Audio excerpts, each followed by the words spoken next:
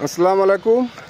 গ্রাহকের আবেদনের প্রেক্ষিতে আমরা যাচ্ছি নতুন মিটার সংযোগ প্রদান করতে। গ্রাহক আবেদন করেছে অনলাইনে আবেদনের পরে ওনার নির্ধারিত কাগজপত্র দিয়ে উনি অনলাইনে আবেদনের পরবর্তীতে আমাদের অফিস থেকে গিয়েছিল তদন্তে, এবং তদন্ত সাপেক্ষে ওনাকে ওনার নির্ধারিত সব কিছু ওয়ারিং সহ সব কিছু সঠিক থাকার পরে ওনাকে একটি SMS দেওয়া হয়েছে, যে SMS উল্লেখ ছিল যে কত টাকা উনি নিরাপত্তা জামানত জমা করলে নতুন মিটারের সংযোগ পাবে। আপনারা দেখতে পাচ্ছেন উনি এই যে জিডি ও ফি টাকা জমা করছে 1010 টাকা। এই টাকা উনি নিরাপত্তা জামানত অনলাইনে জমা করেছে। এই গ্রাহক, এই যে সম্মানিত গ্রাহক, উনি জমা প্রদানের প্রেক্ষিতে এই যে অফিস অর্ডার হয়েছে, এবং এই অফিস অর্ডার অনুযায়ী আমরা সার্ভিস তার এবং মিটার নিয়ে যাচ্ছি গ্রাহক প্রান্তে সংযোগ দেওয়ার জন্য। তো যারা বলে থাকেন 2000, 3000, 4000, 5000 বা বিভিন্ন অ্যামাউন্টের টাকা আপনাদেরকে দেওয়া লাগে, এটা আসলে ভুল তথ্য।